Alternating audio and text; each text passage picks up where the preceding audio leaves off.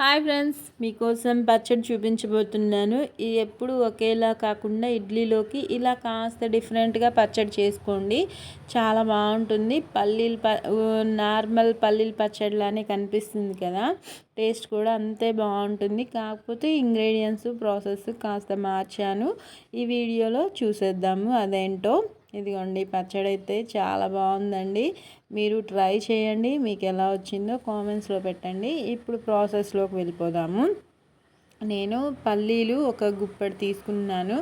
అంటే ఒక 10 గ్రామ్స్ అలా ఉంటాయన్నమాట. 10 to 15 గ్రామ్స్ ఉంటాయి. తీసేసుకొని మీరు ఇంట్లో వాళ్ళని బట్టి క్వాంటిటీస్ పెంచుకోండి, తగ్గించుకోండి, ఎంత సరిపోతుందో అంత. ఇంకా తీసుకొని అవి లో ఫ్లేమ్లోనే పెట్టుకొని డ్రైగానే ఫ్రై చేసేసుకుంటున్నాను. ఇంకా ఆయిల్ ఏం వేయట్లేదు. కావాలంటే ఒక 1 స్పూన్ అంత ఆయిల్ వేసుకోండి.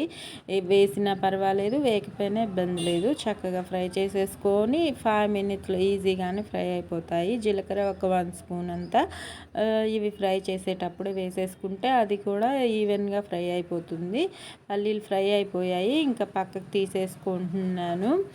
నేను పక్కకు తీసేసుకొని దొండకాయలు మా వారు తెచ్చినవి ఒక 2 డేస్ అయింది. అందుకే అవి బాగా పండిపోయాయి అన్నమాట.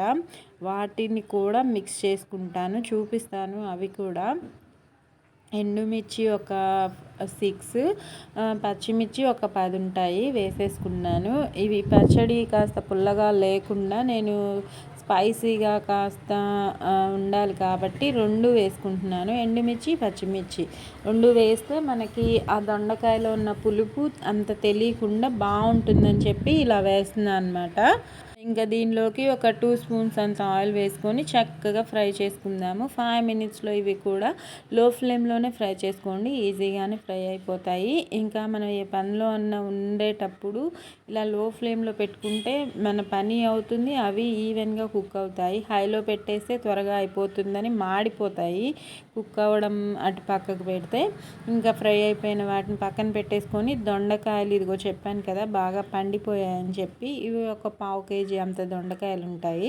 ఇంకా దానిలోకి ఒక 3 టొమాటోస్ తీసుకున్నాను. టొమాటోస్ని కూడా ఇలా 4 బద్దలుగా చేసేసుకొని వేసేసుకొని ఆయిల్ ఒక 6 స్పూన్స్ అంత వేసుకుంటున్నాను. ఎందుకంటే ఈ దొండకాయలు ఫ్రై అవ్వడానికి ఎక్కువగానే పడుతుంది. అందుకే ఈ చిన్న స్పూన్ తోటి 6 స్పూన్స్ ఆయిల్ వేసేసుకొని చక్కగా కలుపుతూ ఫ్రై చేసేసుకుంటే అవి కూడా ఈవెన్గా ఫ్రై అయిపోతాయి. ఇంకా ఫ్రై అయిపోయిన వాటిని బాగా చల్లారనిచ్చిన తర్వాత మాత్రమే మిక్సీ పట్టుకోండి, మిక్సీకి ఇబ్బంది లేకుండా. ఇంకా ముందుగా ఇవి పల్లీలు, ఎండుమిర్చి అవి వేపాను కదా, ఇవి వేగేలోపు చల్లారిపోయి ఉంటాయి. చింతపండు ఒక చిన్న 1 స్పూన్ అంత వేసేసుకోండి. స్పూన్ క్వాంటిటీలో చెప్తున్నాను, సరిపోతుంది. ఎక్కువగా వేస్తే మళ్ళీ పుల్లగా అయిపోయి తినలేము. స్పైస్ తగ్గడం కోసం కాస్త 1 స్పూన్ అంత వేసాను. ఎక్కువగా వేయొద్దండి, పుల్లగా అయిపోతే చట్నీ కూడా టేస్ట్ మారిపోతుంది. ఒక్కసారి ఇలా మిక్స్ చేసేసుకొని స్టవ్ ఆఫ్ చేసేసుకుందాం. ఇంకా మన చట్నీకి ప్రిపేర్ చేసుకోవడానికి ఇవి చల్లారి పెట్టుకుందాము ఫ్యాన్ కింద పెట్టేసుకొని. ఇంకా ఈలోపు ఎండుమిర్చి, పచ్చిమిర్చి, పల్లీలు ఉన్నాయి కదా, వాటిని ముందుగా మిక్సీ పట్టుకుందాం. ఇవి చల్లారిపోయాయి. ఉప్పు ఒక 1 స్పూన్ అంత వేసుకొని మిక్సీ చూడండి, ఇలా మిక్సీ పట్టుకుంటే ఇలా అయింది మిక్సీ. ఇంకా దొండకాయలు, టొమాటోలు కూడా వేసేసుకొని చల్లారిపోయాక మిక్సీ పట్టేసుకుంటే మన పచ్చడి రెడీ అయిపోతుంది. ఇంకా తాలింపు కూడా వేసుకుంటే ఇంకా యమ్మీగా ఉంటుంది.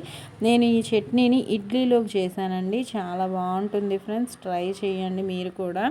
నేను చెప్పడం కాదండి, ఇంకా పండిపోయాయని చెప్పి దొండకాయని పడేయక ఇంకా తాలింపు వేసేసుకుందాము. యాజ్ యూజువల్గా డైలీ వేసేలానే వేస్తున్నాను. ఒక 3 స్పూన్స్ అంత ఆయిల్, తాలింపు గింజలు 1 స్పూను, జీలకర్ర 1 స్పూన్ వేసుకొని మీడియం ఫ్లేమ్లో పెట్టేసుకొని కరివేపాకు ఇవి వేగాక వేసేసుకొని చక్కగా మిక్స్ చేసుకొని ఇంకా మన పచ్చడిలో మిక్స్ చేసుకుంటే టేస్టీ పచ్చడి రెడీ అయిపోయినట్టేనండి. తాలింపు వేసుకున్నా బాగుంటుంది, వేసుకోకపోయినా బాగుంటుంది, మీ ఆప్షనల్, మీ ఇష్టం అండి. ఇంకా ఈ తాలింపుని వేసుకున్న పచ్చడిలోకి మిక్స్ చేసి కాస్త లూజ్గా చేసుకోండి, వాటర్ వేసి. చట్నీ ఇడ్లీలో కాబట్టి బాగుంటుంది.